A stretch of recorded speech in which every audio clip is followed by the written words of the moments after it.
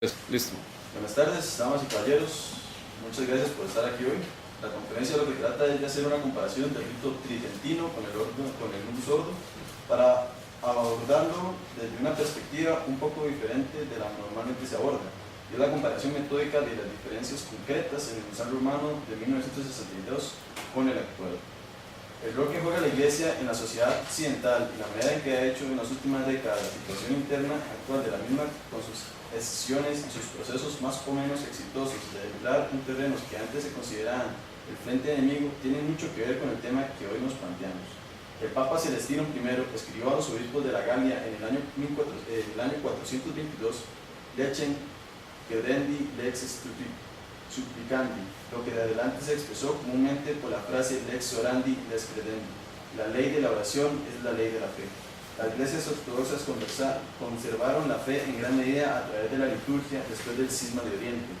Esta antigua frase, muy presente durante siglos de la historia de la iglesia, más que ser una frase nos indica algo mucho más profundo, y es una cosa que muchos teólogos han apuntado ya. La liturgia como el acto principal de la adoración del cuerpo de creyentes a Dios es un acto que con su simbolismo, sus rúbricas y principalmente sus palabras y gestos son muestra clara de la fe que se profesa y del estado de la iglesia. Lex orandi, lex credendi. Así como se ora, se cree. Este es el papel fundamental que en la historia de la iglesia y en la propagación de la fe católica ha jugado la liturgia. Y es en esta razón la importancia de esta cuestión que hoy tratamos y que debe mencionarse cada vez cobra más fuerza en el debate sobre el rumbo de la iglesia desde la segunda mitad del siglo pasado.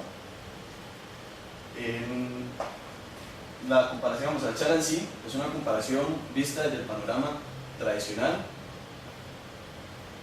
en comparación con la liturgia actualmente que surgió del Vaticano II. Nosotros lo que vamos a hacer es una comparación objetiva, nada subjetivo, la comparación es lo que hay, lo que se ha hecho, no vamos a tener aquí otra voz que no es la católica. Y para presentar esta idea de más seguimiento va a pasar adelante Daniel Vargas de la Mata, que es el presidente de la OCHE.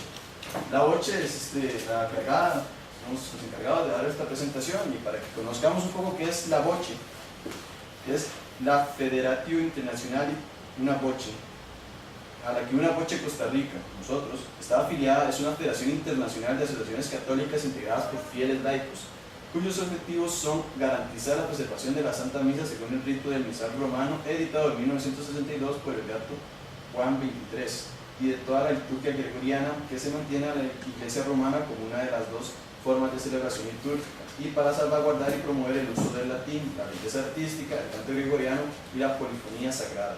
Cada asociación nacional es un organismo autónomo que se anima a hacer todo lo posible para alcanzar los objetivos de la federación a nivel local. La federación es reconocida por la Santa Sede. Hacer conocer nuestras necesidades espirituales y deseos a nuestros pastores espirituales es un derecho que nos fue otorgado en la Constitución de la Iglesia Lumen Gentium, el Concilio Vaticano II, número 37, y repetida por el Código de Derecho Canónico de 1983, Canon 212. El 7 de julio de 2007, el Papa Benedicto XVI emitió la Carta Apostólica Summorum Pontificum en forma de mutuo priori, mediante la cual dio una mayor facilidad en el uso de la Iglesia Católica de la forma litúrgica conocida como Misa Tridentina y las formas anteriores al Concilio Vaticano II de la celebración de los sacramentos de la Iglesia. Una vez presentada la transición, le damos espacio a que es Daniel Vargas, que es el presidente de la OCHE acá en Costa Rica. Buenas tardes, como dijo mi amigo Anthony, la idea es, más que hacer una exposición profunda acerca de las partes de la misa, que se puede hacer, pero requeriría mucho tiempo, mucho más formación a nivel de todas las personas, digamos, que atenderían dicha charla. Pensamos que más bien es más útil una comparación, digamos, panorámica, donde las personas se pueden dar una idea, su primer contacto con la misa de siempre, y ya teniendo, digamos, esa curiosidad doctrinal, teológica, histórica, litúrgica, procedan ya a una formación más más profunda acerca de todas las partes de la misa y demás. Hoy en día la mayoría de los católicos no tienen idea de lo que sus abuelos tuvieron y de lo que podrían tener, pero por muchísimas razones no lo tienen.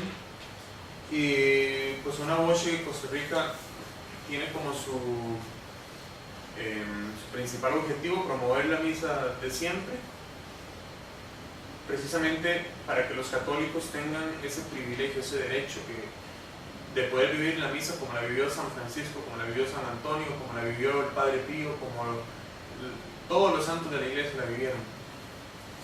Entonces, pues eso es lo que vamos a hacer aquí, una comparación panorámica, general, objetiva, para que ustedes tengan una mejor idea de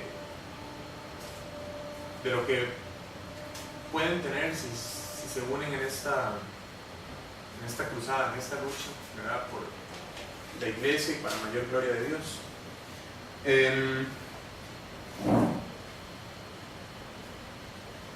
Primero, ¿qué es la Santa Misa?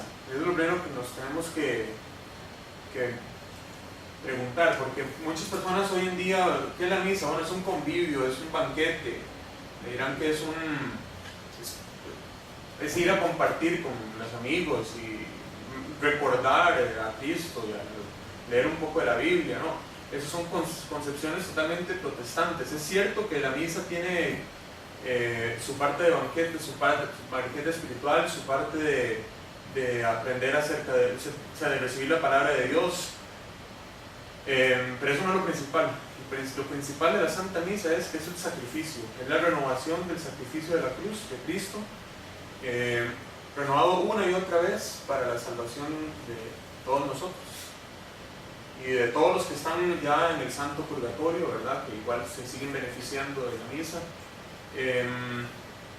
Pero la misa es eso, la misa es el Calvario, es decir, es lo mismo que Cristo sufrió hace 2000 años, se repite en todos los altares del mundo, pero de una manera incruenta, es decir, ya no con la violencia y demás que se vivió, ya no está ese dolor, pero la acción de donde Cristo se inmola por los pecados nuestros, eso es el núcleo de la crucifixión, del Calvario. Eso se sigue repitiendo una vez y no de forma simbólica, sino que de verdad ocurre.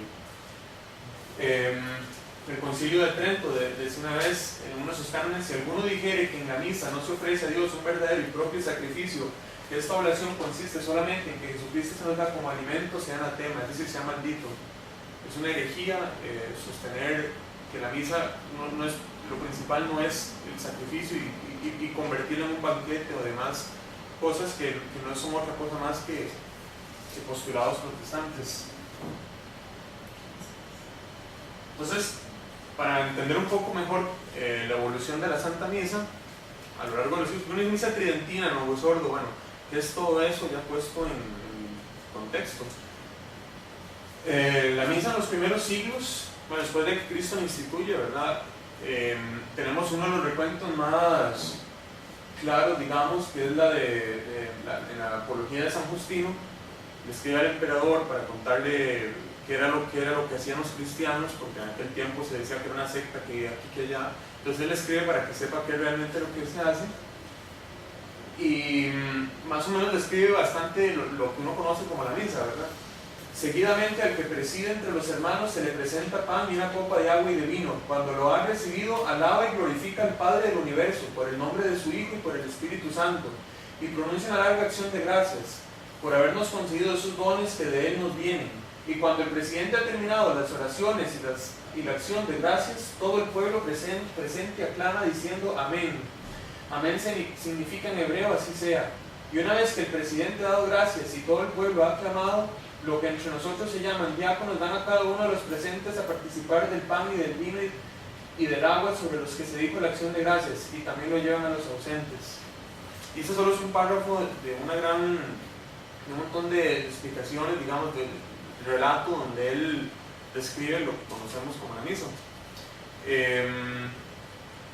Después de esto, es en el siglo II, la misa continúa su evolución. Más o menos por ahí del siglo IV o V, ya se empieza a estabilizar, ya empieza a tomar la forma con la que la conocemos hoy en día, o al menos la misa de siempre, ¿verdad? No la misa moderna. Y de hecho es con el Papa San Gregorio Magno donde alcanza su primera, digamos, estructura ya más formalizada, más universalizada. El Papa San Gregorio reinó entre el 590 y el 604.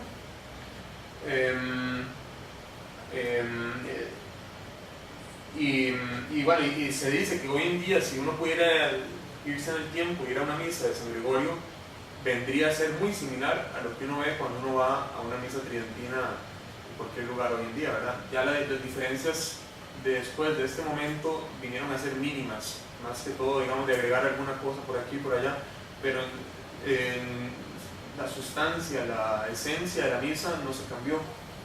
Esta pintura es la famosa misa de San Gregorio, el milagro de la misa de San Gregorio, que se dice que el Papa, cuando estaba celebrando la misa con la corte, era un montón de fieles presentes, apareció Cristo en el altar junto con todos los instrumentos de la pasión rodeándolo, y todo el mundo lo vio. Fue un milagro público, ¿verdad? Y San Gregorio tuvo otros milagros también, o sea, cosas así, digamos, impresionantes, pero esta es una de las que más se ha perpetuado en la historia por la innumerable cantidad de pinturas al respecto. Basta entrar en internet y poner misa de San Gregorio y le saldrá innumerable cantidad de pinturas y demás.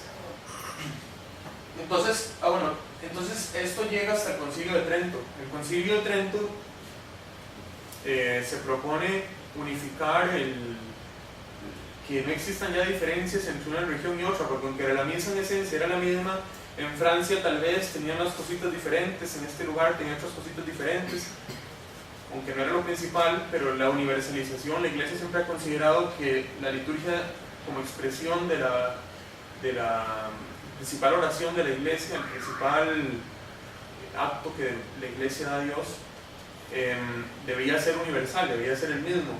Entonces el Concilio de Trento se propone universalizar eso, y San Pío V, que viene unos años después del concilio, lo concreta, digamos, mediante la famosa bula Quo Primum Tempore. La bula Quo Primum Tempore estaba en todos los misales en la primera página. Este misal es de 1625, y aquí la vemos, y la veríamos en un misal de 1500, o sea, después de San Pío V, en absolutamente todos los misales, en la primera página estaba la bula esta, hasta el misal del 62, que aún ese lo incluía, pero ya después de ahí se eliminó. Y se eliminó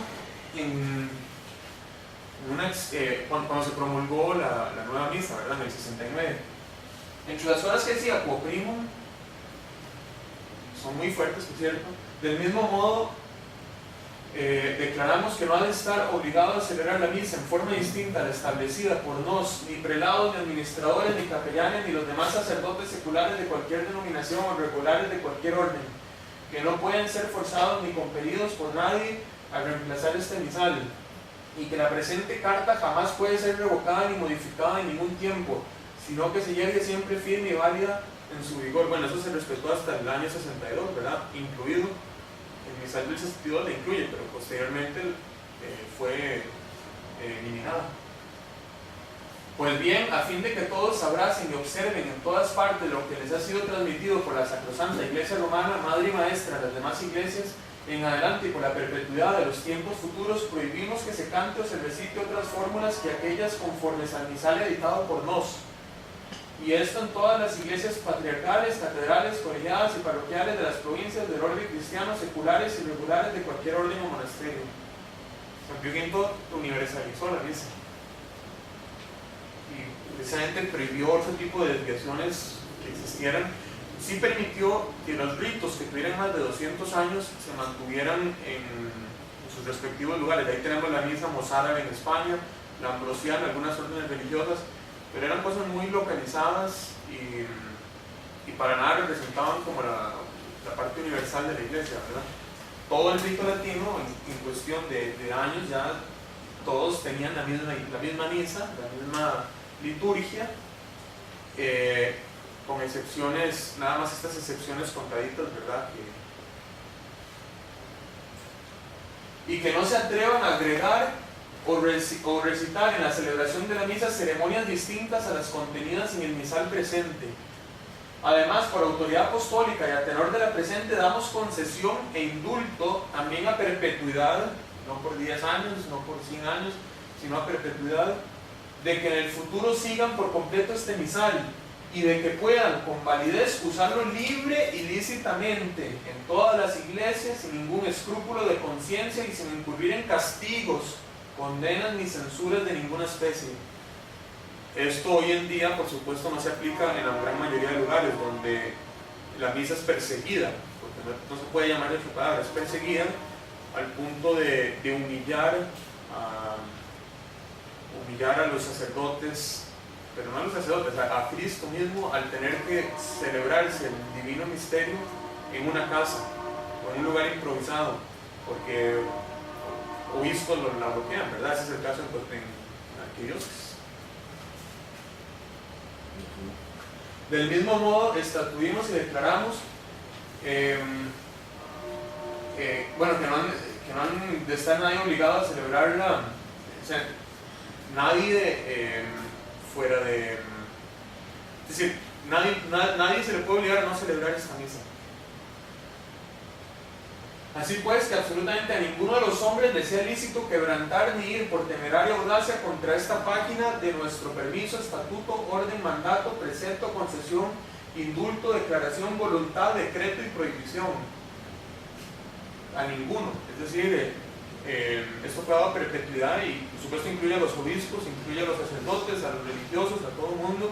Nadie puede ir en contra de lo que San Pío V establece aquí. Mas si alguien se atreviera a atacar esto, sabrá que ha incurrido en la indignación de Dios omnipotente y de los bienaventurados apóstoles Pedro y Pablo. Pues cuando uno lee esto, ¿verdad? Y ve la situación actual donde la misa es perseguida por gran parte del clero, no voy a decir todos porque gracias a Dios todavía hay sacerdotes y obispos santos, pero cuando uno ve que es perseguida por tanta gente, pues uno lo único que dice es ay de ellos, ¿verdad? Porque no es que le están haciendo un daño es decir, le están haciendo un daño a la gente, pero le están haciendo un daño a ellos mismos.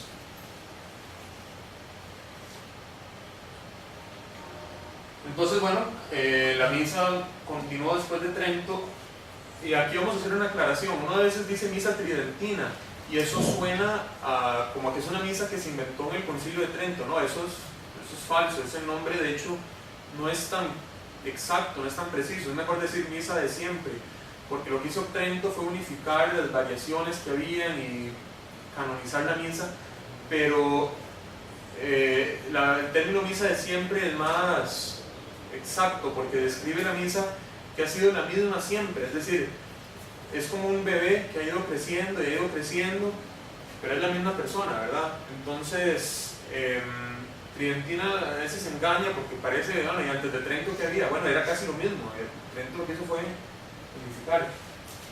Viene el concilio, viene en el año 62, el Juan 23 publicó esta edición del misal, la última y la que todavía se usa hoy en día en la mayoría de los lugares, que se ve una misa de siempre, en la revisión del Beato Papa Juan 23.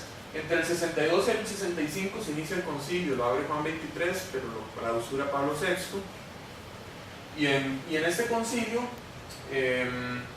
siempre se dice hoy en día, bueno, es que la misa moderna es la misa del concilio, es la misa del Concilio Vaticano II. Eso es falso. El Concilio Vaticano II nunca mandó a hacer una nueva misa. Y que le diga eso le miente. El Concilio Vaticano II, en su constitución, Sacrosanto Concilio, establece que la misa debe ser de alguna forma adaptada para que es decir, que las personas puedan acercarse y tengan una participación más activa en la liturgia, que se pueda usar un poco más el lenguaje el vernáculo. Eso lo dice, pero en ningún lugar dice creamos una nueva misa, inventémonos una nueva misa. Eso en ningún lugar lo dice. Hoy en día la gente cita que el Vaticano II aquí, que el Vaticano II allá, pero es totalmente errado, es decir, nada de eso realmente ocurrió, el Vaticano II nunca hizo eso. Lo que ocurrió fue que después del 65, después del concilio, hubo gente que al leer que la misa tenía que ser adaptada, o que la misa tenía que acercarse más al pueblo, que la gente tenía que tener una participación más activa, interpretó eso, no sabemos cómo, pero lo interpretaron del modo de que había que hacer una misa nueva. Entonces ahí se establece la comisión litúrgica presidida por Monseñor Bonini. Aquí hay otra cosa que hay que decir. Pablo VI no fue el que hizo la misa moderna, digamos, no fue que él se sentó y los que lo hicieron realmente fueron Monseñor Bonini y su comisión. Pablo VI la firmó, la promulgó, pero los que la hicieron realmente fueron esta comisión. Y en esta comisión está Monseñor Bonini, que por cierto murió, se dice, desterrado en Irán, ¿verdad? No, después de estar arriba, hay muchas teorías del por qué. Una de ellas era la masonería, que lo involucraron, pero realmente confirmado nunca se supo bien. Lo que se sabe es que Pablo VI lo envió a Irán y ahí murió. Y bueno, y eso lo digo como una nota para que veamos un poco el señor Bonini, un personaje ahí un poquito cuestionable, y su comisión litúrgica, de una forma totalmente inédita en la historia de la Iglesia, viene a estar conformada, entre otros, por protestantes. Habían protestantes en esa foto, y ahí, de hecho aquí está la foto, famosa foto donde... Entonces, en esta comisión habían sacerdotes, sí, habían católicos, pero también estaban estos protestantes que los invitaron, porque se suponía que la misa teníamos que acercarla para que le fuera más fácil a los protestantes hacerse católicos. Entonces, en esta comisión estaban estos protestantes como para sugerir y como para dar su opinión de cómo lograr esto, ¿verdad? Entonces, en 1969 ocurre algo inédito de nuevo en la historia de la Iglesia. La misa, como vimos antes, vino evolucionando desde que Cristo la instituyó. Evolucionando no es la mejor palabra, pero bueno, vino en este proceso desde la institución, ¿verdad? San Gregorio, Trento, la misal del 62, y después viene en la promulgación del Novus Ordo, que no es una revisión más como todas las que ocurrieron en la historia de la Iglesia, sino que es una nueva creación, de hecho el nuevo orden de la misa, por eso el Novus Ordo.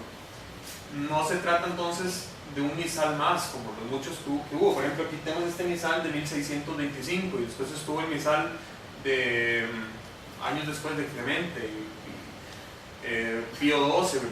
En fin, hubo varias revisiones. La del 69 no es una revisión más, es como un borrón y cuenta nueva, como decimos aquí en Costa Rica. Esto son cosas que, digamos, uno diría, están en contra de la misa nueva, pero no, realmente se dijeron a favor. No se trata solamente de retoques en una obra de valor grande, sino a veces es preciso dar estructuras nuevas a ritos enteros. Se trata de una restauración fundamental, yo diría casi un cambio total, y para ciertos puntos de una verdadera nueva creación, Monseñor Bonini. Y este otro padre lineño, un jesuita totalmente liberal que estuvo involucrado en este proceso. La nueva misa es una liturgia distinta, esto debe ser dicho sin ambigüedad. El rito romano, tal cual lo conocíamos, ya no existe, ha sido destruido. Y eso uno lo cree que es alguien como muy tradicional hablando en contra, ¿no? Él lo estaba diciendo a favor, como algo, como una gran cosa.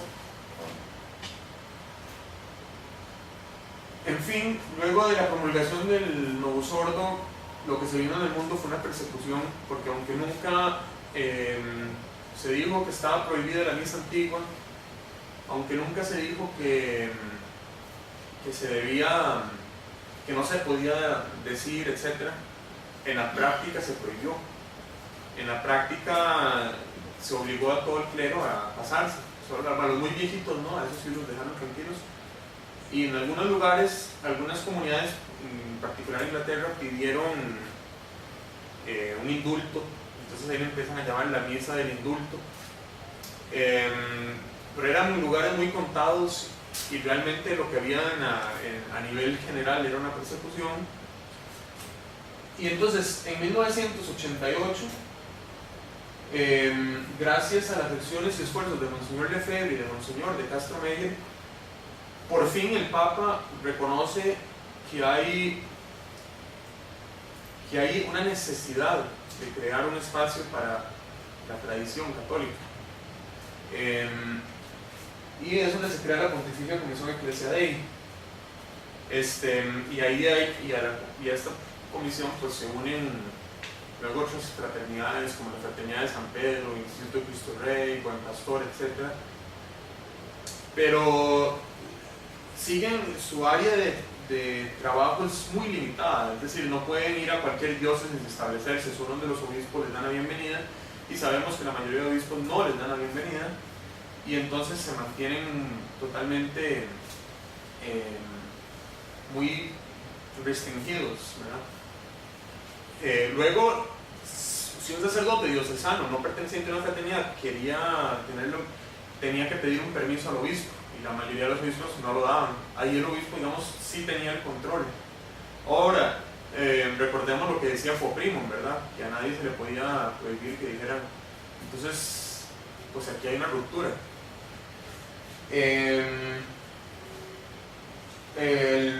Luego, bueno, ahí se mantiene la situación igual hasta el 2007, donde de nuevo, gracias a la lucha de todas las comunidades estudiantinas, hablo por ejemplo de la San Pío X, que ha dado una lucha increíble a lo largo de los años,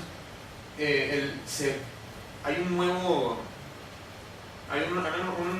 paso, digamos, en esto, y es la promulgación del Motu Proprio Summorum Pontificum y la Carta a los Obispos. En el 2009 se refuerza como Universi Ecclesiae. En ellos Benedicto XVI básicamente dice: la misa nunca se prohibió, es un tesoro que debemos conservar. Todo sacerdote del rito latino puede celebrar libremente la misa tridentina, ya no ocupa permisos de los obispos. El obispo más bien debe ayudar para que se dé la celebración, debe dar sus buenos, debe procurar que si hay una comunidad, ayudarla. Y entonces, aparentemente, ya ahora la misa está libre de nuevo, ¿verdad? Porque ya jurídicamente se aclara que no hay ninguna prohibición, y además se le da a todos los sacerdotes explícitamente el permiso, que ya lo tenían, lo han tenido siempre, desde Coprimum, pero digamos que ya de una manera se le recuerda a los tiempos actuales que sí pueden hacerlo.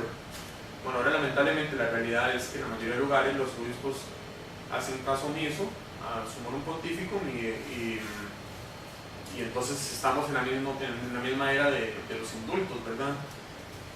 Gracias a Dios, pues sí, algunas diócesis están bien, o sea, hay contadas diócesis en México, por ejemplo en Guadalajara ha habido una aceptación increíble, ahí está la Fraternidad de San Pedro, tienen una voz en México, ahí ha hecho crecer junto con otras asociaciones y demás, han hecho que florezca esto, pero se logra por obispos que están abiertos, ¿verdad? Mientras que, por ejemplo, en Cuba, en la diócesis de Matanzas particularmente, una voz, Cuba ha tenido una lucha larga de varios años y nada se logra. Y aquí en San José, nosotros, los que ya saben un poco la situación, saben que también hay una lucha de mucha oposición, muchos aplicar el Summorum Pontificum. En fin, ya más o menos hemos dado una pincelada de la historia del inicio hasta ahora, y ahora ya entremos propiamente en la comparación. Primero vamos a hablar un poco de las rúbricas generales, símbolos o costumbres que se ven en la misa, que digamos no están específicamente no es parte del texto de la misa, pero vienen a ser cosas muy visibles, y luego el texto en sí de la misa, el ritual. Y en el medio los abusos litúrgicos, que es una aclaración nada más, que aquí no vamos a enfocarnos en ellos, es decir, vamos a comparar la misa Novus Ordo fiel a lo que se promulgó originalmente y contra la misa tridentina, pero sin tratar de desviarnos a comparar con abusos litúrgicos y demás que se supone que no son propios del rito, ¿no? Lo primero, entre estas diferencias, el versus deum o al oriente, es decir, el sacerdote celebra de cara a Dios. En la misa antigua y en todos los ritos de la iglesia, siempre esta ha sido la norma, nunca ha existido que el sacerdote se vuelva hacia la gente, eso es un sinsentido litúrgicamente hablando. En estas fotos tenemos al Papa Francisco, los primeros dos, y el Papa Benedicto celebrando la misa moderna, pero viendo de cara a Dios. Sin embargo, aquí lo ponemos como una diferencia porque en la práctica, en la realidad, en casi ningún lugar se celebra la misa moderna así. Aunque deberían, la forma oficial es así, y en los misales, de hecho, habla de que y el sacerdote volviendo hacia el pueblo, dando a entender de que estaba viendo hacia el altar. En la práctica eso no existe, y eso es un hecho, entonces lo vamos a poner como una diferencia. Bueno, ¿y qué es esto de que el sacerdote da la cara al pueblo? Mucha gente hoy en día dice, pero es que el cura me da la espalda y eso es feo. Bueno, es que aquí no hay que darle la espalda a una persona que no se compara con la otra opción, que es Dios. Dios está en el sagrario, Dios está en la cruz. Cuando hay sagrario, la cruz representa a Cristo mismo, ¿verdad? Entonces, ¿qué es preferible? ¿Darle la espalda a la gente? O sea, ¿darle la espalda al sagrario, darle la espalda a Dios? O darle la espalda a una persona. Es obviamente preferible no darle la espalda al sagrario. Y es preferible que todos veamos hacia Dios. No es el cura dándole la espalda a alguien, es todos rezando de cara a Dios. Y bueno, también está el hecho de que es hacia el este, donde sale el sol, donde nosotros, por la tradición de la Biblia, o sea, en el Apocalipsis, Cristo vendrá del este. Entonces es esa espera, digamos, de la segunda venida, pero en la práctica es darle la cara a Dios, no darle la espalda a Dios.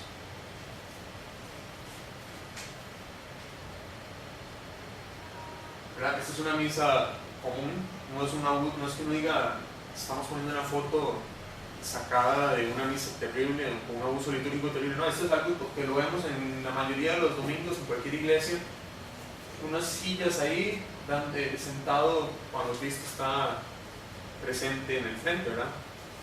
En la misa antigua esto no existía. Cuando el sacerdote tenía que sentarse, la silla estaba al lado, totalmente fuera del camino de la vista, ¿verdad? Hoy en día muchos católicos, uno escucha, digamos, personas tradicionales que mantienen la norma de arrodillarse cuando uno pasa por el frente, pero a veces hay que pasar por el frente durante la misa y uno se arrodilla y uno ve a una persona ahí, pura, que está sentado. Es un poco incómodo. Uno lo está haciendo al sagrario, pero hay alguien en el medio, ¿verdad? Y pues esa es una diferencia práctica muy fuerte, muy importante. Por supuesto, el uso de las lenguas vernáculas y el latín. En la misa antigua, lo que se leía en la lengua vernácula era el Evangelio y la Epístola, el resto era en latín. El latín hace ese énfasis en la universalidad de la lengua. Todos en el mundo, chinos, japoneses, brasileños, costarricenses, estadounidenses, franceses, todos rezando en una misma lengua. Es esa universalidad, que es lo que quiere decir católico, somos universales. Hoy en día se perdió eso y ahora usted solo podrá entender la misa en los lugares donde usted hable el idioma, ¿verdad? El canto gregoriano igual se perdió en la práctica en casi todos los lugares. Los instrumentos musicales, cuando antes solo se permitía el órgano, porque era el acompañante perfecto, el acompañante más dulce de la voz. Hoy en día hay guitarras, hay maracas, hay tambores, hay lo que ustedes se pueden imaginar. Cosas condenadas por los papas anteriormente, ¿verdad? La comunión de los fieles. Aquí hay una cosa importantísima. Antes la comunión se recibía de rodillas y en la boca. ¿Y por qué de rodillas y en la boca? De rodillas porque estamos ante el Rey de Reyes. ¿Qué más que arrodillarse? Y en la boca porque nosotros no tenemos las manos consagradas, no somos sacerdotes, no podemos tocar las especies consagradas. Varios concilios anteriormente, varios papas condenaron y declararon herética y bajo excomunión y demás la práctica de recibir la comunión en la mano. Al menos que hubiera una razón muy grande, como tiempos de persecución, en la que usted tal vez tenga que llegar y sacar a Cristo del sagrario para que no lo profanen y ahí habrá que tocarlo, pero son cosas muy contadas y no es la norma, ¿verdad? La norma es de rodillas ante Dios y en la boca, porque no somos quien para tocar el cuerpo y sangre de Cristo. La rúbrica general del sacerdote igual fueron totalmente modificadas.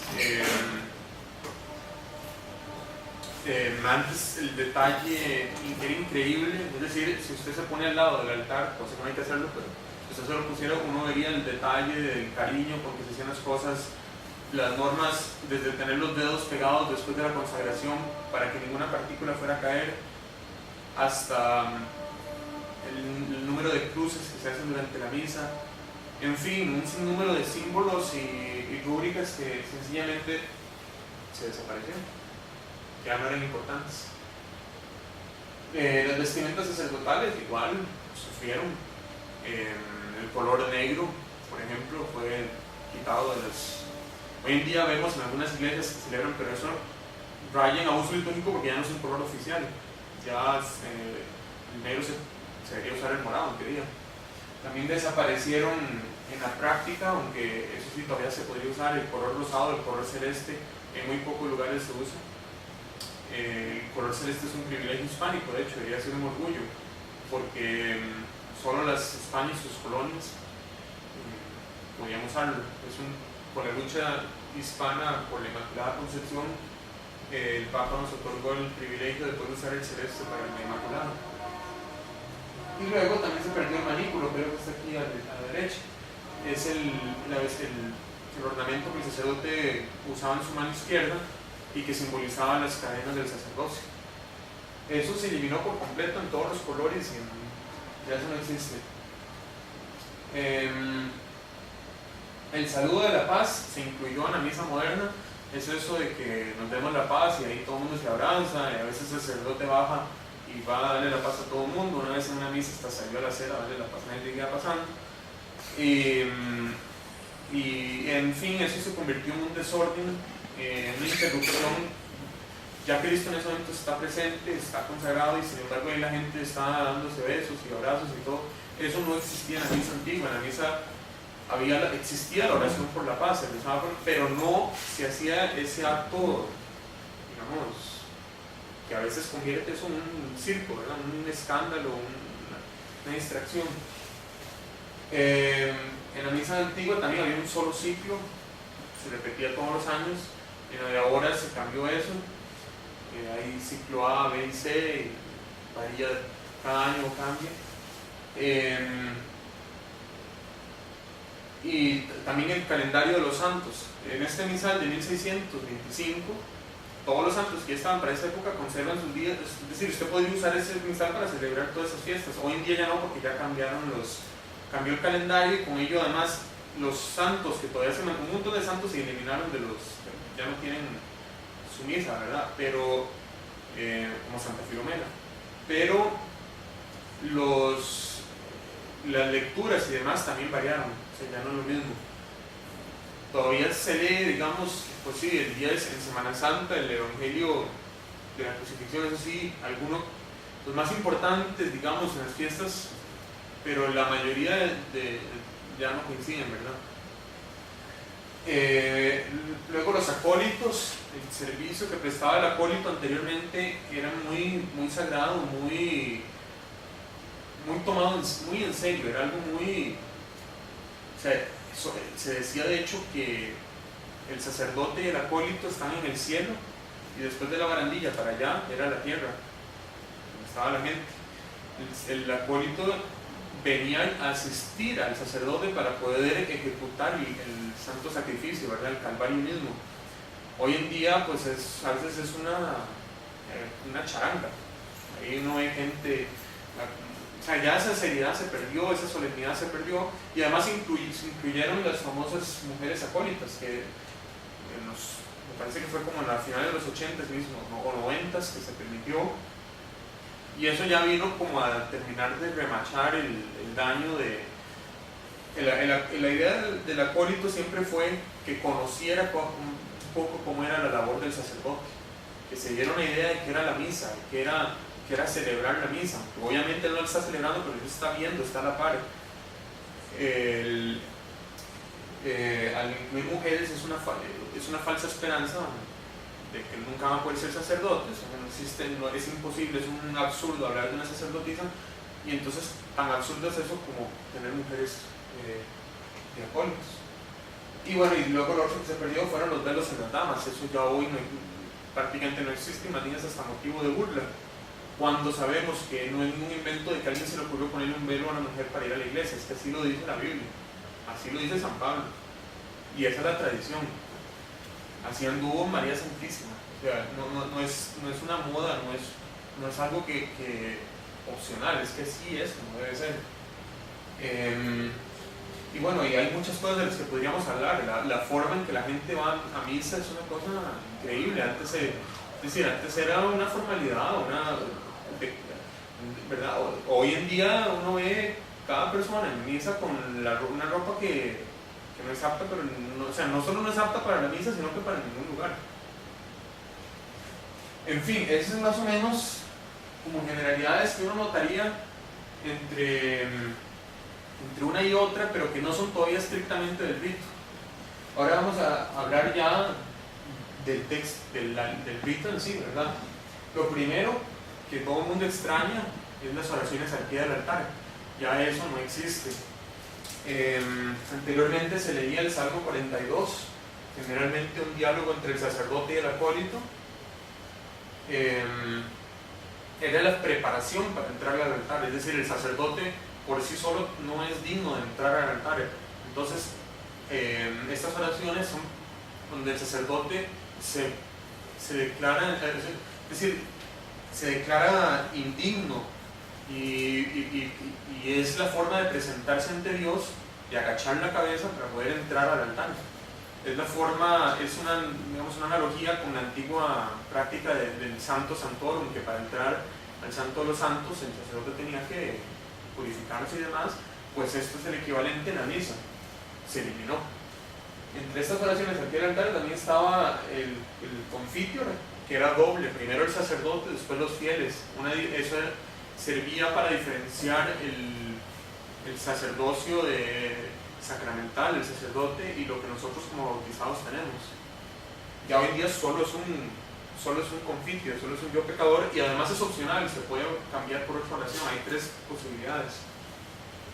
Luego se elimina del confitio todos los santos que se mencionaban, ya al parecer no son importantes. Algunos dicen que para caer le llegan los protestantes, ¿verdad? Porque no hay que estar hablando mucho de los santos y demás. Se eliminó la absolución que daba el sacerdote después de que los fieles decíamos nuestro confitio, el sacerdote se volvía y nos daba la absolución donde se perdonaban los pecados veniales. Se perdió. Y los kiris, donde igual diciendo Señor ten piedad, Cristo ten piedad, es una forma de humillarse ante el Señor. Eso se simplificó y se acortaron y demás. El yo pecador original, aquí lo tenemos. Yo pecador me confieso a Dios Todopoderoso, la bienaventurado siempre Virgen María, el bienaventurado San Miguel Arcángel, el bienaventurado San Juan Bautista, a los santos apóstoles Pedro y Pablo, a todos los santos y a ti, Padre, el sacerdote, porque el sacerdote es un intercesor entre nosotros y Dios. Eso también se perdió. Esa noción, digamos, que pequé gravemente con el pensamiento, palabra y obra, por mi culpa, por mi gravísima culpa. Por tanto, ruego a la bienaventurada siempre Virgen María, al bienaventurado San Miguel, al bienaventurado San Juan Bautista, a los santos apóstoles Pedro y Pablo, a todos los santos y a ti, Padre, que roguéis por mí ante Dios nuestro Señor. Eso desapareció. Es decir, el conflicto de ahora, versión rápida y además opcional. Esa es una comparación gráfica donde podemos ver la misa tridentina, la misa actual. Misa tridentina, misa actual. Lo que vemos es eliminado, status en blanco, es decir, ya no hay nada que lo reemplace ni siquiera. Ahí vemos otra, eliminado, reducido, ya no existe. Bueno, después de las famosas oraciones al pie del altar, que quiero leer la última que dice el sacerdote, que ya no se hizo.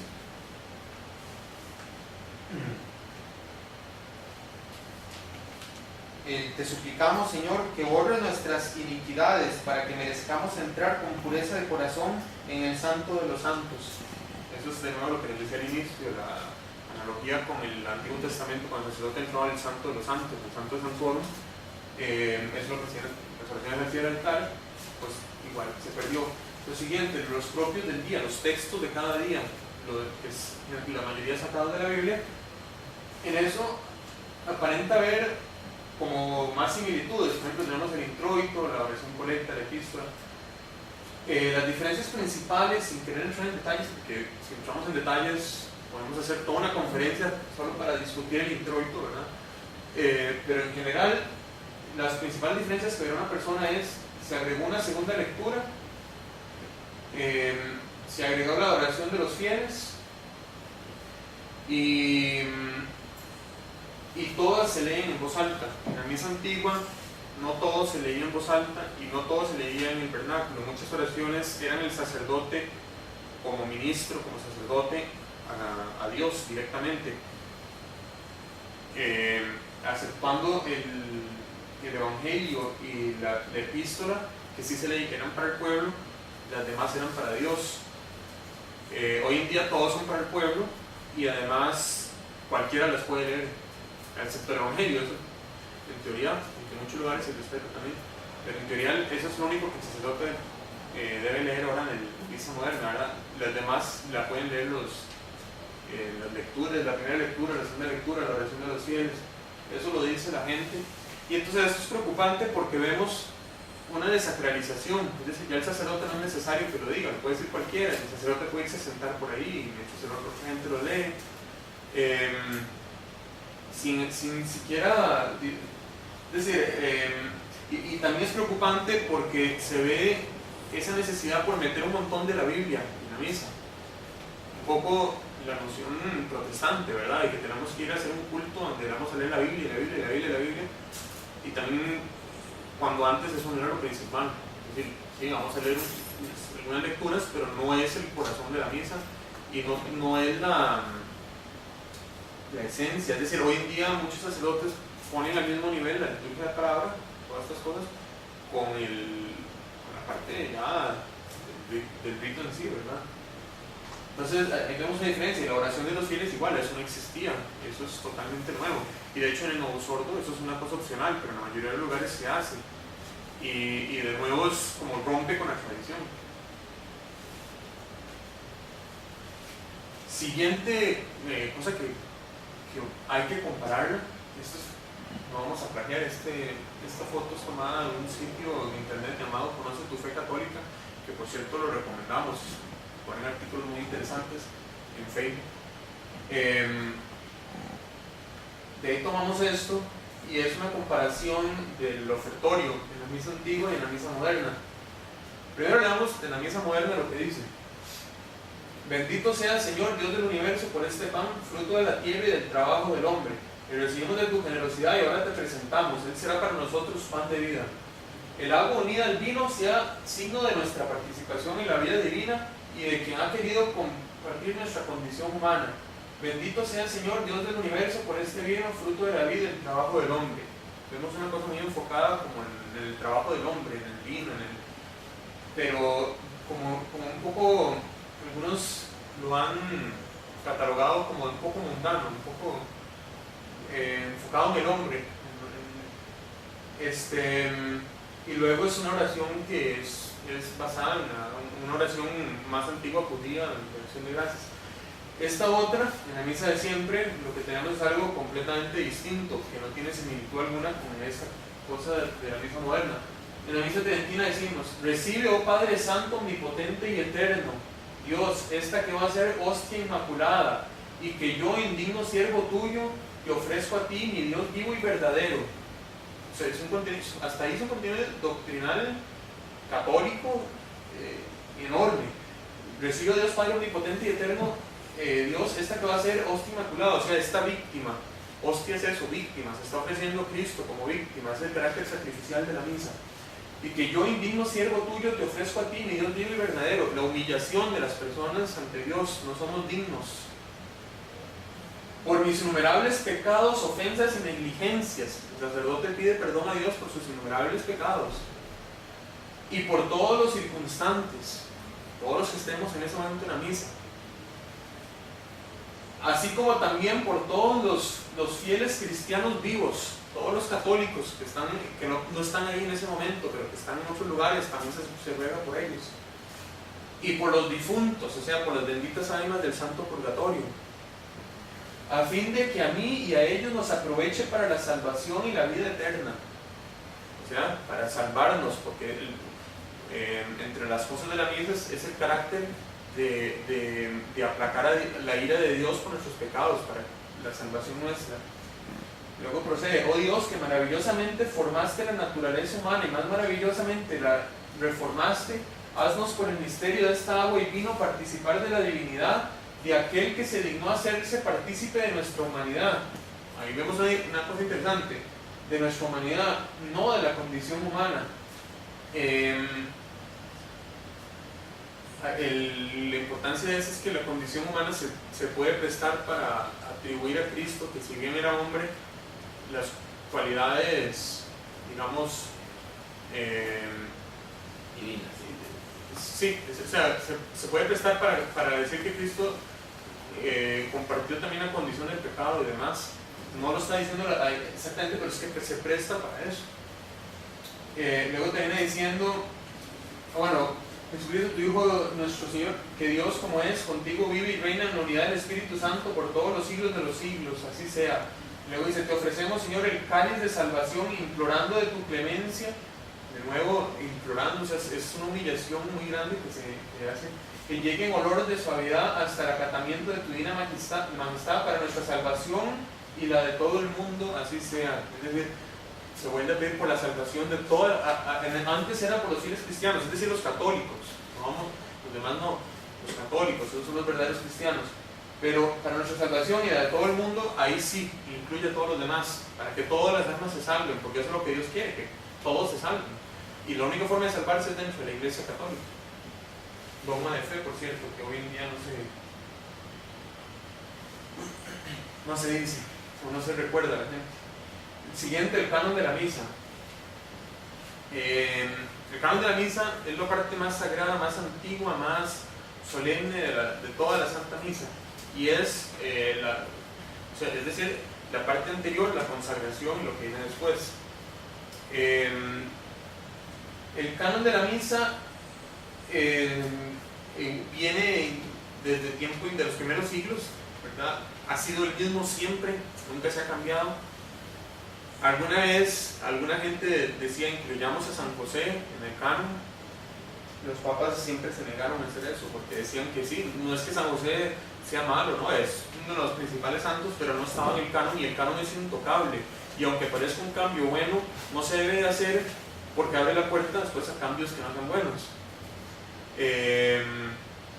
En el Novus Ordo, sin embargo, no solo se incluyó a San José, sino que se inventaron tres cánones más, o plegarias litúrgicas. En el Novus Ordo tenemos una cosa sin precedentes, no solo en la Iglesia Latina, sino en las iglesias orientales, en todo lado, que es la opción de 4 plegarias eucarísticas diferentes. Eso rompe totalmente con la tradición, especialmente si vemos que la primera plegaria eucarística no es realmente la misma de la misa tridentina, como tratan de decir, es una simplificación de la misa tridentina, y las otras 3 son basadas, se dice, en textos muy antiguos de los primeros siglos, donde en particular, por ejemplo, la segunda plegaria eucarística le llaman también la de Hipólito. Hipólito dejó unos textos donde, digamos, es como el siglo II o III, donde más o menos daba una pauta de cómo tenía que ser una plegaria eucarística, o cómo tenía que ser, y de ahí se agarraron, digamos, y se formó todo un canon nuevo, toda una plegaria eucarística nueva, pero que no es la misma, no se puede decir que es la misma de Hipólito, porque o sea, Hipólito lo que dijo fue en algunas líneas y de ahí se agarraron y se formó todo un canon, ¿verdad? Pero, y por cierto, Hipólito fue un antipapa, entonces uno ve como, bueno, de a quién estamos referenciando, a quién estamos citando, o en quién nos estamos basando, en un antipapa. En fin, la plegaria eucarística 2, 3 y 4 son un poco chocantes, por decirlo así, por el hecho, por ejemplo, de eliminar en la primera todavía se mantienen porque es basada en la Tridentina, aunque simplificada, pero en las demás se eliminó la mención a todos los santos, ya no se mencionan. La Virgen María ya no se dice la siempre Virgen María, sino solo Virgen María. Y eso, o sea, ¿por qué? ¿Por qué quitar el siempre? Eso uno se pregunta. Eso es peligroso porque se presta para pues, la herejía protestante que indica que María sí fue virgen en el momento de la concepción de Cristo, pero ya después no. La teología católica es siempre Virgen María, desde el inicio hasta el día en que fue asunta al cielo, ¿no?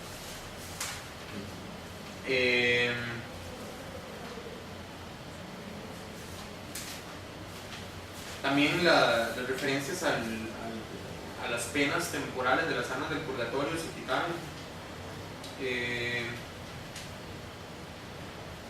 Dice un autor, Augusto del Río, en conformidad con la concepción del culto protestante, la nueva organización de las lecturas del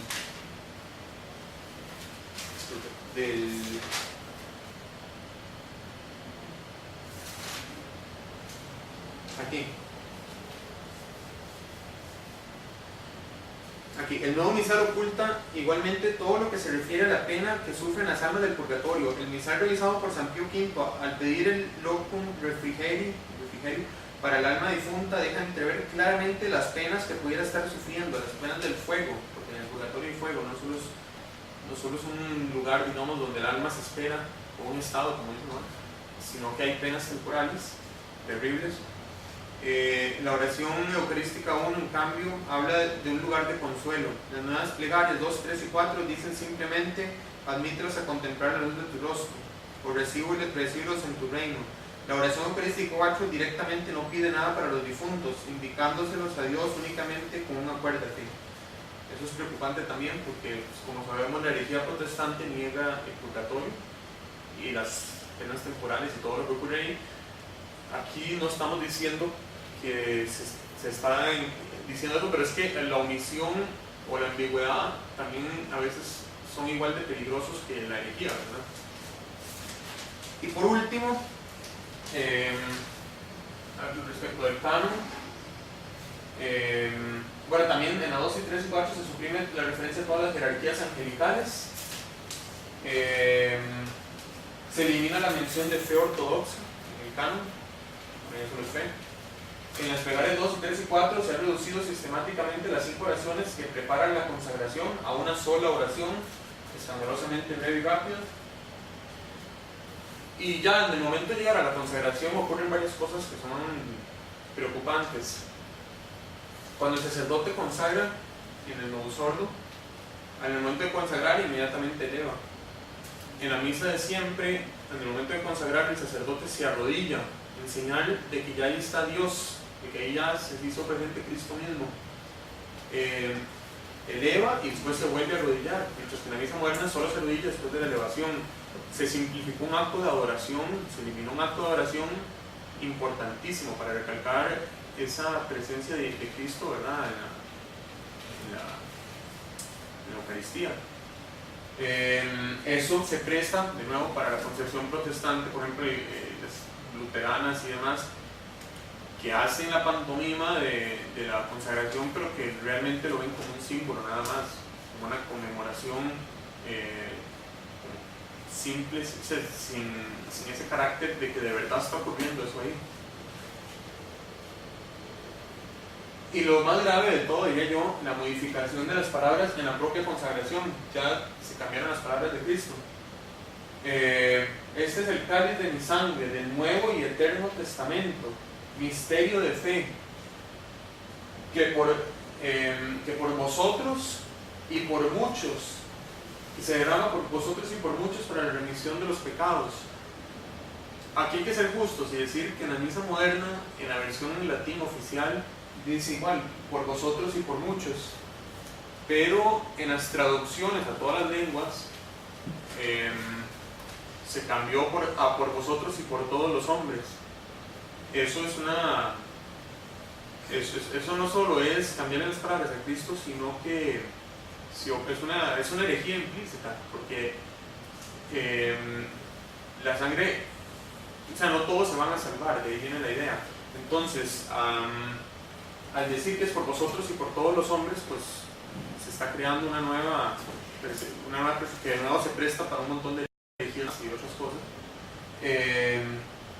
Gracias a Dios, el Papa Benedicto sí tomó cartas en el asunto y empezó a hacer un llamado a la correcta traducción, pero la realidad es que en la mayoría de los lugares se sigue diciendo mal.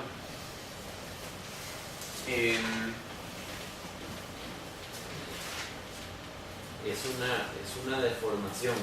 Sí, una deformación, y una deformación peligrosa. Grave. Dice la autora Augusto del Río, un liturgista reconocido en Argentina: la traducción de pro multis no equivale a todos los hombres, eso es algo evidente. Esto contradice el mismo texto latino del Novus Ordo, que dice pro multis, y a las misas tradicionales romanas, orientales y todos los demás ritos existentes. Contradice la enseñanza expresa del magisterio de la Iglesia, que por el catecismo romano, ordenado según el decreto del Concilio de Trento, mandado a publicar por San Pío V y después por Clemente XII, nos enseña que Cristo nuestro Señor muy sabiamente pues obró no diciendo por todos, puesto que entonces solo hablaba de los frutos de su pasión, la cual solo para los escogidos produce frutos de salvación. Entonces, eso es gravísimo, ese es uno de los cambios, digamos, de los que más he criticado. Y el Mysterium Fidei, que se eliminó. Ahora se dice el sacramento de nuestra fe, pero fuera de la parte de la consagración en sí. La comunión de los fieles, como dijimos antes, que en la mano, no importa que las partículas caigan al suelo, en fin, un irrespeto, un sacrilegio, una infamia contra Cristo nuestro Señor. Una infamia. Se eliminó el segundo confitior y la absolución que daba el sacerdote. Antes de comulgar, de nuevo los fieles se volvían a humillar y volvían a pedir perdón a Dios por sus pecados, y el sacerdote los volvía a absolver. Importancia, toma una relevancia si usted considera que usted puede haber cometido pecados aunque veniales durante la misa, y entonces a la hora de comulgar usted iba puro completamente, porque hasta esos se iban. Ya eso se eliminó. Sobre las dos especies del Novus Ordo, bueno, Cristo está el cuerpo y sangre de Cristo está presente en la especie del pan como en la especie del vino, es decir, la hostia contiene el cuerpo y sangre y el vino contiene el cuerpo y sangre. Entonces no es necesario comulgar de las dos para decir que usted comulgó el cuerpo y sangre. Con una de las dos que comulgue, comulgó el cuerpo y sangre. Los papas sabiamente restringieron la comunión de los fieles a solo la hostia, o sea, la especie del pan, y se mandó a decir que era herejía y que tenía que ser condenada la postura de que tenía que ser las dos porque estaban divididas, como no está dividido. Cuerpo, sangre, alma y divinidad de Cristo está presente tanto en el vino como en el pan. Hoy en día se ha promovido mucho la doble comunión y de nuevo se presta para la mala interpretación o la mala interpretación de los fieles de que debe comulgar de las dos para poder haber comulgado cuerpo y sangre. Pero digamos que no es tan grave. Lo más grave, la comunión de Pienaar, como dije, el uso de la patena desapareció en la mayoría de los lugares, aunque en algunos eso prevenía que hasta la más mínima partícula acabara en el suelo, después iba a ser pisoteado. Y los ministros extraordinarios, que en muchas misas uno ve que ya el sacerdote se va y se sienta y gente común y corriente empieza a dar la comunión. ¿Dónde se ha visto eso? Nunca. En la historia de la iglesia, solo las manos consagradas pueden tocar las especies consagradas y por ejemplo el cáliz solo lo puede tocar el sacerdote. Hoy en día uno ve que cualquiera. De hecho, la famosa tradición, antiquísima tradición de besar la mano del sacerdote viene precisamente de que usted está besando las manos que no son cualquier mano, son manos consagradas, son las manos que le administran los sacramentos por los cuales usted se va a salvar. Entonces, las manos de los sacerdotes no son iguales a las de nosotros. Por eso es que ellos sí pueden tocar las especies consagradas. Nosotros no somos dignos de hacer eso. No me toques, dijo Jesucristo en una de las...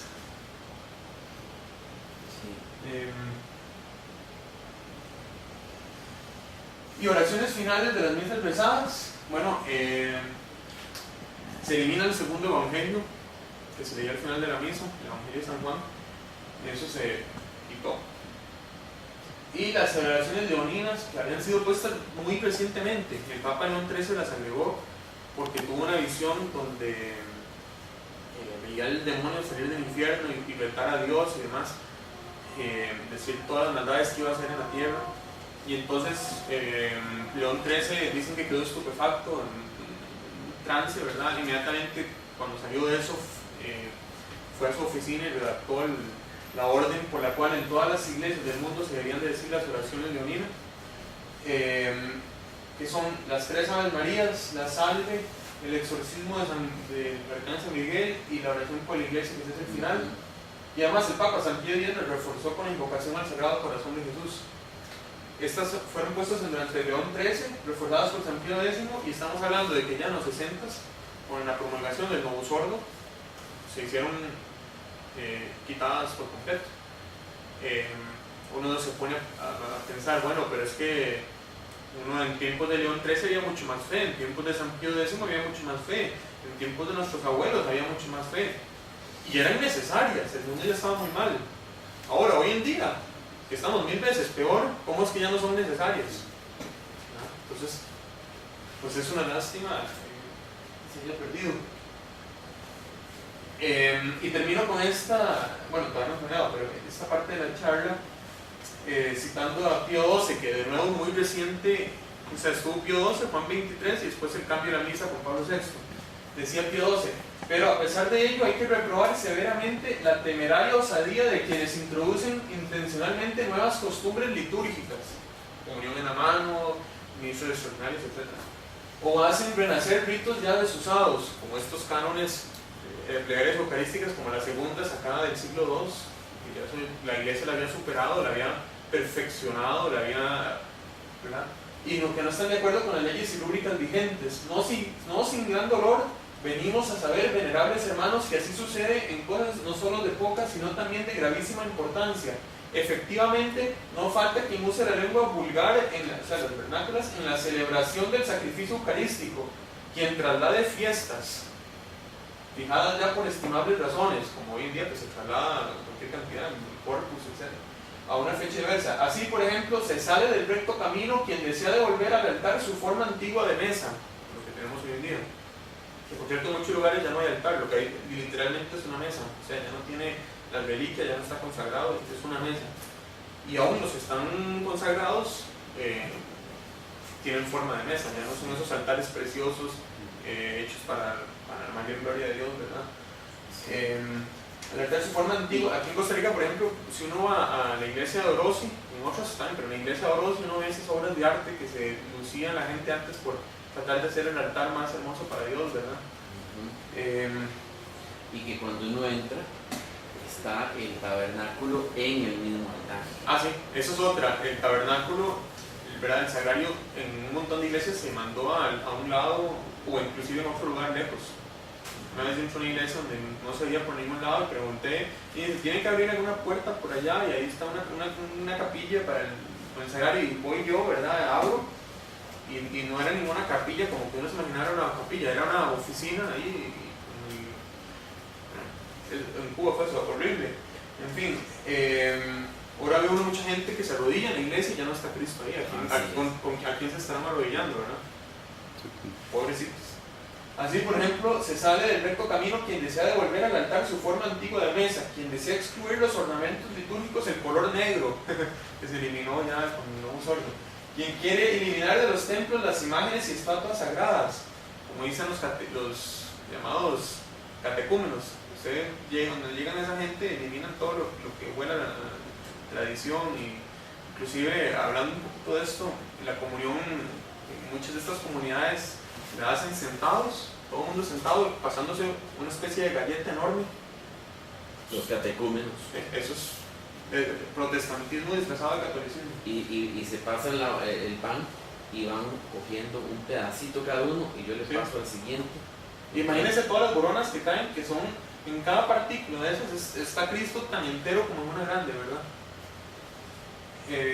Y ni siquiera se arrodillan nada, sentados. Y el manoseo del cuerpo del Señor, ¿verdad? Y se tienen las manos sucias, porque No, eso es terrible. Entonces, quien desea eliminar los templos, las imágenes y estatuas sagradas, quien quiera hacer desaparecer en las imágenes del Redentor crucificado los dolores acerbísimos que él ha sufrido, siempre antes en todo altar, en toda iglesia, en el centro estaba Cristo crucificado, el crucifijo. Tenía que estar. Hoy en día vemos que o no está, o hay un resucitado, o hay lo que sea, menos un crucifijo.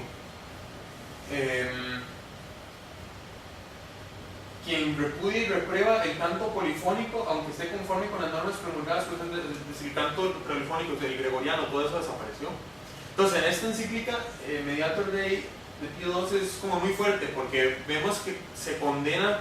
Entonces, los papas han venido condenando todas estas cosas a lo largo de los siglos, pero aquí todavía Pío XII, por si se les hubiera olvidado, les da su bofetada, ¿verdad? Recuerden, esto es el recto camino, y sin embargo todo lo que aquí condena pasa a ser aprobado 20 años más tarde, ¿no? 30 años más tarde, no sé, en el 69, ¿verdad? Y peor aún, después otras cosas que se aprobaron posteriormente, como la comunión en la mano, como las mujeres acólitas, etc., ¿no? ¿Verdad? ¿Qué diría Pío XII si estuviera hoy en día aquí, verdad? ¿Qué diría Pío XII? No sabemos, pero ¿qué dijeron otros cardenales muy fieles en su momento? Sí lo sabemos. Por ejemplo, el cardenal Alfredo Tariani, el prefecto de la Congregación para la Doctrina de la Fe, y el cardenal Bacci, experto en liturgia, en su exposición del ensayo crítico al Novus Ordo, que se lo presentaron a Pablo VI en su momento, dijeron: la nueva misa se aleja de manera impresionante, en conjunto y en detalle, de la teología católica de la Santa Misa, cual fue formulada en la 22ª sesión del Concilio de Trento. No lo dice alguien, no, lo dice el de los más, es el prefecto de la Congregación para la Doctrina de la Fe de la Iglesia, el inquisidor general, la persona con más autoridad para hablar al respecto, advierte que se aleja de manera, no un poquito, sino de manera impresionante. La posición que tenía el cardenal Ratzinger antes de ser papa. Okay. Y luego la segunda cita que pongo aquí de Michael Davis, ya murió, en paz descanse, un gran presidente de la Federación Internacional UNABOSHE, una eminencia, una persona instruida, en fin, fue una bendición haberlo tenido. Gracias a él la federación creció mucho, ¿verdad? Y dice Michael Davis en el libro La Nueva Misa del Papa Pablo, habla: el que el arzobispo Bugnini destruyera el rito romano es un hecho histórico fácilmente demostrable. Como el doctor von Hildebrand lo manifestó, un demonio del infierno no podría haber hecho mejor. Entonces, no queremos juzgar cuál fue la intención de Monseñor Bugnini. Yo confío, espero que haya sido buena, pero dejando sentimentalismos a un lado, dejando intenciones a un lado, ¿qué ocurrió y cuál fue el resultado? Es esto. Y lo demuestran las estadísticas. Dice el Sagrado Biblia, el hombre por sus frutos lo conoceréis. Estadísticas de Estados Unidos, un país en su mayoría protestante, para que vean un lugar difícil para la fe. Y sin embargo, número de sacerdotes en 1930, 27,000 sacerdotes. 1965, 58,000. 2002, 45,000. 2020 se espera que haya ya 31,000. 15,000 menores, de los cuales 15,000 menores, o sea, la mitad mayores de 70 años, en otras palabras. vemos como con la misa de siempre, aunque es cierto que se puede decir que hubo otras circunstancias sociales, fenómenos políticos, es cierto, pero algo ocurrió que veníamos creciendo a pesar de todas las dificultades, ¿verdad? Y de repente se vino el colapso. Ahora, todavía los números no reflejan realmente la crisis, porque la población no ha sido constante. La población se disparó. A nivel nacional, en el 65 eran 194 millones y en el 2013 313 millones en Estados Unidos. Es decir, que si además tomamos en cuenta la proporción en que la población creció y la proporción en que creció es mucho mayor que lo que aparentemente vemos ahí. Se vino al suelo la iglesia. Sí. Y esto en Estados Unidos hay mucha estadística porque los estadounidenses tienen esa costumbre muy buena, por cierto, de llevar bien documentadas las cosas. Lamentablemente en otros países como este no hay tanta estadística que no pueda citar. Pero me gusta citar a Estados Unidos porque además de ser un país protestante, en su mayoría tenían todas las de perder y sin embargo iba creciendo, se desplomó. Ordenaciones: en el 65 se ordenaban 1.575 personas, en el 2002 450, una disminución del 350%. En el 65 habían 725 netos más sacerdotes, o sea, contando los que se morían y todo, habían 725 más que el año anterior. En el 98 habían 810 menos que el año anterior. O sea, se mueren y no hay los suficientes nuevos como para reemplazar a los que se están muriendo. Sí. Seminaristas: en el 65 en Estados Unidos habían 49.000 seminaristas, en el 2002 4.700, disminución del 90%. Los religiosos, ni qué decir, en el 65 180.000, en el 2002 75.000, edad promedio 68, en 2020 ya se calcula que hay por 40.000. Y luego, bueno, ¿cuántas de estas de verdad tienen la verdadera fe?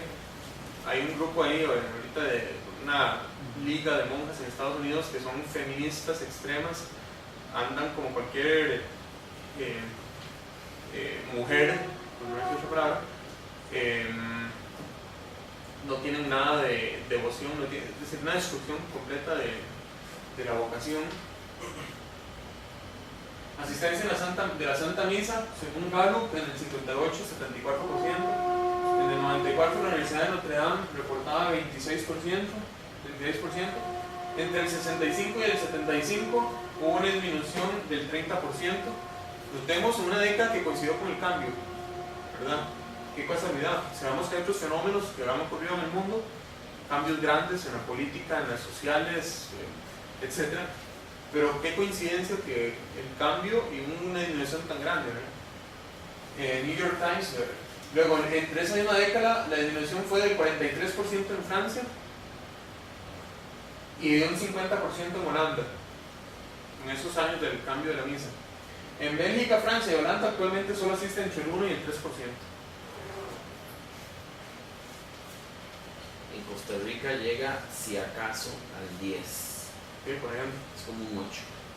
Y digamos, y de esos que van a misa, si usted los agarra y les pregunta, la mayoría uno va a ver que no tienen ninguna, ni siquiera sabe qué es lo que es la misa. Después de qué es la misa le van a hacer un banquete. No sabe. Ahora, ¿por qué menciono estas estadísticas aquí y qué se relacionan? Bueno, se relacionan en que nos prometieron que con la misa nueva vendrían acercamiento a la... Y no solo es que nos prometieron, es que lo insisten y lo siguen diciendo, que se ocupa la misa nueva para acercar a la iglesia a gente, para que participe la gente, que aquí, que allá. Pero en la práctica, estadísticamente hablando, que estamos en una universidad, científicamente hablando, es demostrable que eso no ocurrió, que más bien ocurrió lo contrario, la gente se fue. Las bancas se vaciaron. Y digo esto porque hoy en día uno habla con un sacerdote promedio aquí en Costa Rica y en cualquier otro lugar y le van a decir esta misa que se ocupa para que las jóvenes se acerquen, esta es la misa que se ocupa para que... es decir, que si no fuera por esta misa no habría gente. Pero bueno, en la realidad lo que vemos, que son un poco, lo que vemos es canas en las iglesias. Los jóvenes se fueron, ya no volvieron. Y los que están volviendo a nivel mundial se está viendo un montón de movimientos tradicionales precisamente hechos por jóvenes. Los jóvenes, y hablo como joven, no queremos circo, circo tenemos en los bares y tenemos en cualquier otro lugar.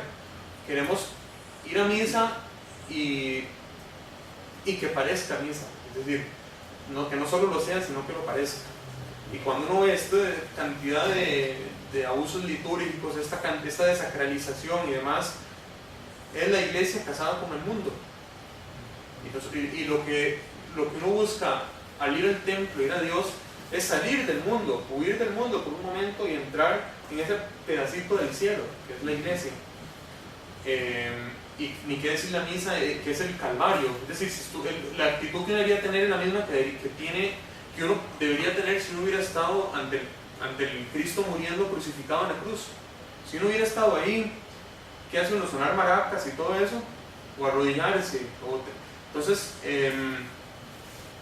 se perdió esa sacralización y se sigue insistiendo, eso es lo peor, en una fórmula que no dio buenos frutos. Cuando tenemos otra fórmula que siempre sirvió, que por 2000 años sirvió por excelencia, hizo crecer el cristianismo por toda Europa, por América, por África. Hoy en día Europa perdió la fe. En América los movimientos protestantes después de los 60 se alborotaron como nunca. Sí. Guatemala era 95% católica y ahora vamos como por 50%. Y esas son estadísticas conservadoras. En Costa Rica vamos como por 70%. Pero de ese 70% que se supone que es católico, sabemos que la mitad no son nada realmente. Son por tradición o porque me bautizaron, pero la última vez que fui a ir a la iglesia fue en la primera comunión. Entonces, ¿verdad? Y luego vemos, estadísticamente hablando, porque a mí me gusta hablar con propiedad, las misas tradicionales en los Estados Unidos, desde el Ecclesia Day, desde el 88, hasta el día de hoy, en crecimiento. En Francia, por ejemplo, las iglesias en París, la mayoría de las iglesias están vacías, son museos. Vemos las iglesias que se ven llenas generalmente son por los turistas, y son Notre Dame o la Medalla Milagrosa, pero ya no por la gente del lugar en sí, ¿verdad? De los que viven ahí. Sin embargo, cuando vamos a la misa de San Nicolás de Chardonnay en París, se llena completamente. Se llena, yo estuve ahí por ejemplo un viernes en la noche, llena, y un domingo ni qué decir, no cabía la gente. Entonces, y la gente, vemos un montón de gente joven de nuevo. Ahora en Buenos Aires profanaron la catedral, la convirtieron prácticamente en una sinagoga, y los únicos que fueron a protestar fue un montón de jóvenes. ¿Y cómo protestaron? Con el rosario, y los expulsaron. Prefirieron a los judíos. En la catedral de Buenos Aires, sí. De ahí es donde viene el arzobispo prefirió a los judíos que a los católicos. De ahí es donde era arzobispo Juan sí. Ven que es un legítimo papa. Fue elegido legítimamente. Sí. Pero los papas después del concilio van perdiendo santidad. Esa es la... Eso bueno, esa es la parte. Y luego vean, les traje este videito para que lo vieran. Es San Nicolás de Chardonnay, sacado del contexto francés. Francia es un país golpeado por la Revolución Francesa, por la masonería, por el laicismo, etc. Ya la gente perdió la fe, y sin embargo en este rincón de París es la única iglesia donde realmente se ve el fervor católico y tal como siempre se vio. O sea que si las cámaras de video hubiesen existido hace 1000 años, hubieran grabado algo muy similar a esto. Por supuesto. Con esta misa de siempre y con el fervor de siempre. Hace 15 años en Escazú, con el párroco de San Miguel, calculamos que solo pueden, con el número de bancas, con el número de misas y las iglesias taqueadas de gente, en el cantón de Escazú, máximo un 10% de la población. Pero de ellos que se confiesan son menos y que practican son menos. Ya hoy día, sí. Y de hecho, hablando de la confesión, no solo la misa se cambió, todos los sacramentos se cambiaron, algunos más que otros, la misa, sí, ¿verdad? Los kiris.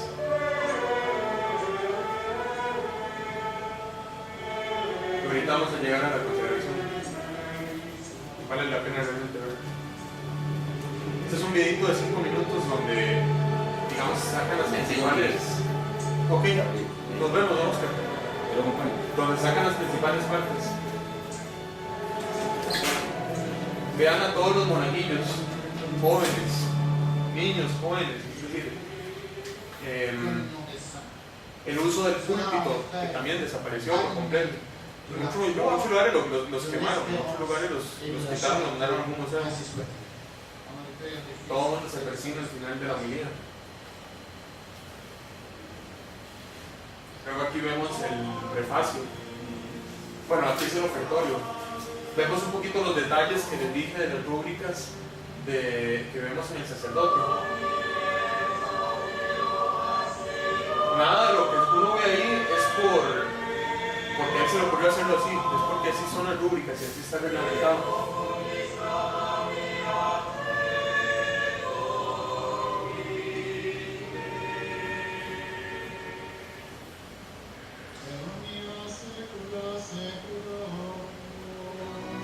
Ese es el prefacio del canon. Es lo último que se escucha, porque el canon es en voz secreta, no es audible a las personas. Es una oración entre el sacerdote y Dios.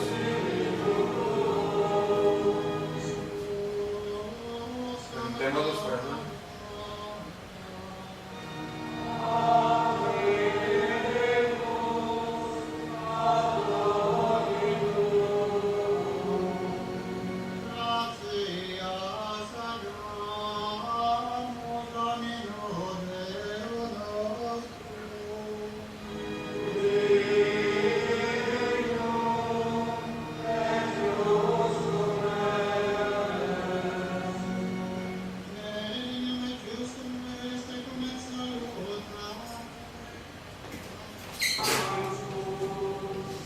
Vienen santos.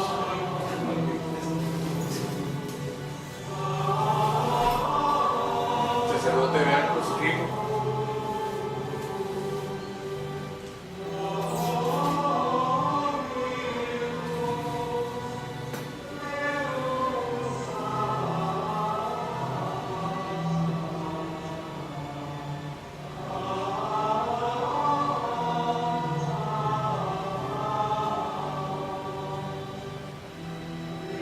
Del momento preparándose para el canon.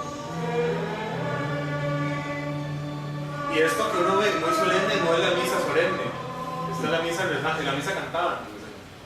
Ahí nada más. Y ahí ya es la consagración. Ahí ya consagró, se hinca.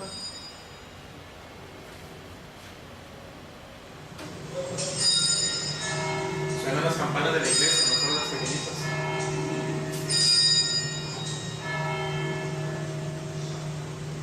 Y esa tradición de sonar las campanas de la iglesia viene para que todo el mundo que no está en la iglesia en ese momento sepa que en ese momento se está consagrando a Dios ahí. Antes se daba mucho que la gente en los parques, o así, cuando escuchaban las campanas de la iglesia, se hincaban porque sabían que en ese momento se estaba haciendo presente Cristo mismo, ¿verdad?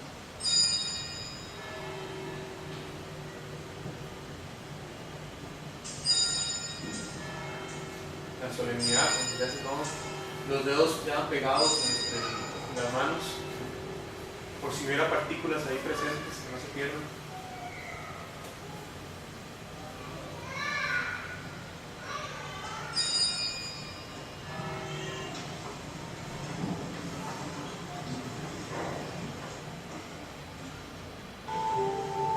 Y ahí es el final de la misa. Pedite misa est. El sacerdote ya anuncia que la misa acabó.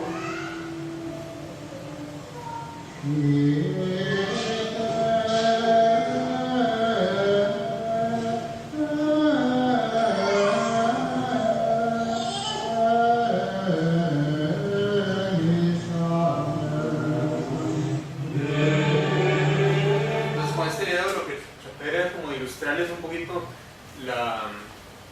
digamos, para que se den una idea de cómo es la misa, ¿verdad? Porque uno habla de la teoría, pero al final para vender una idea, si se puede hablar de vender, desde que no es la mejor palabra, uno tiene que ver el producto. Uno le pueden hablar la teoría y todo, pero cuando uno lo ve, uno realmente se da cuenta de las cosas. Y ya para terminar, hablar un poco de cuál es la situación de la misa en Costa Rica. Bueno, hasta hace unos años, solo una OSHE Costa Rica fueron los únicos, seguimos siendo los únicos que nos hemos levantado y pedido con toda la caridad cristiana a nuestros obispos, a nuestros sacerdotes, que por favor nos abran un espacio para poder nosotros disfrutar de la Santa Misa de la forma en que todos los santos la disfrutaron, de la forma en que todas las almas se santificaron a lo largo de la historia. Nosotros no queremos nada más, nosotros respetamos la misa moderna, sabemos que sí, podemos hacer alguna crítica constructiva, pero la respetamos, la reconocemos, y sin embargo pensamos que la misa de siempre es la forma en que de mejor forma y de mayor forma se da gloria a Dios, es la forma en que sabemos y confiamos que nos podemos santificar, es la forma en que sentimos que estamos en comunión no solo con la iglesia actual, sino con toda la iglesia a lo largo de los siglos, con la iglesia militante, purgante, triunfante. No queremos nada más, es lo único que queremos. Gracias a Dios hay un sacerdote en Costa Rica que la apoya, pero lamentablemente, a pesar de que hemos insistido ante el señor obispo, antes como el señor Hugo Barrantes, ahora con el señor José Rafael, nos han ignorado por completo. Yo diría de una forma silenciosa pero escandalosa, se está aplastando la misa, se está negando el derecho que este don que Dios nos ha dado, este regalo, se está negando por razones que no sé, espero que sean buenas, espero que sea por una preocupación pastoral, pero el hecho es que se está negando un derecho genuino que tenemos los católicos, que San Pío V lo dejó muy claro en su Poprimum, que el Papa Benedicto lo recordó de nuevo en su Morum Pontificum, y sencillamente se está haciendo caso omiso. Hemos mandado numerosas cartas con el mayor de los respetos, con la mayor disposición, poniéndonos a las órdenes de ellos. Nosotros no queremos hacer nada, nosotros queremos que ellos lo hagan, que como pastores y como ovejas que somos, nos guíen nada más, no pretendemos hacer nada más. Sin embargo, lamentablemente ha habido un silencio de años ya.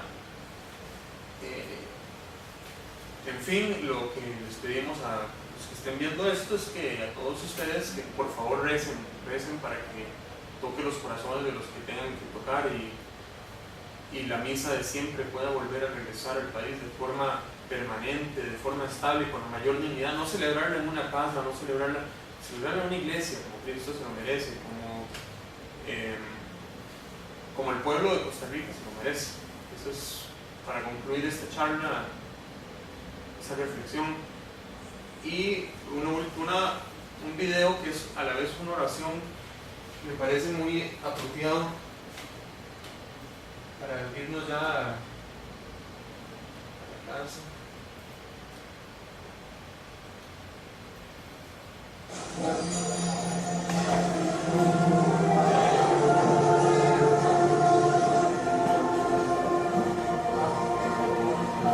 Señor Jesucristo, Hijo de Dios vivo,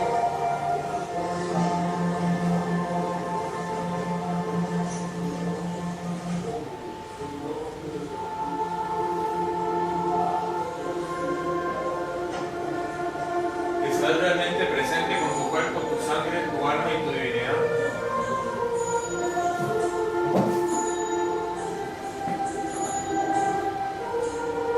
En el santísimo sacramento del altar.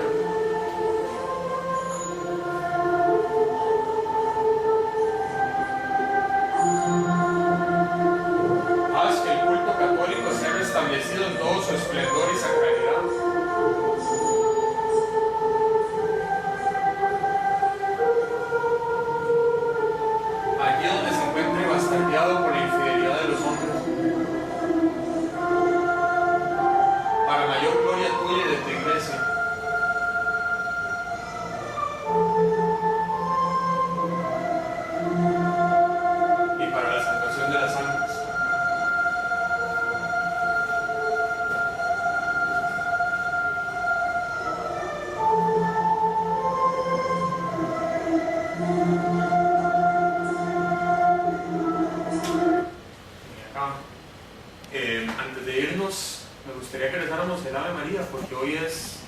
la fiesta de Nuestra Señora de Guadalupe. Y hace 2 días fue la Inmaculada. Entonces estamos en un tiempo mariano. Ahorita viene la fiesta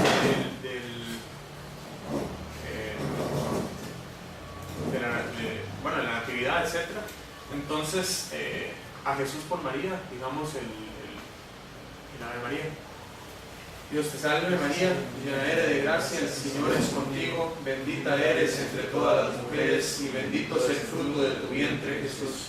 Santa María, Madre de Dios, ruega Señora por nosotros pecadores, ahora y en la hora de nuestra muerte. Amén. Ave María Purísima, sin pecado concebida.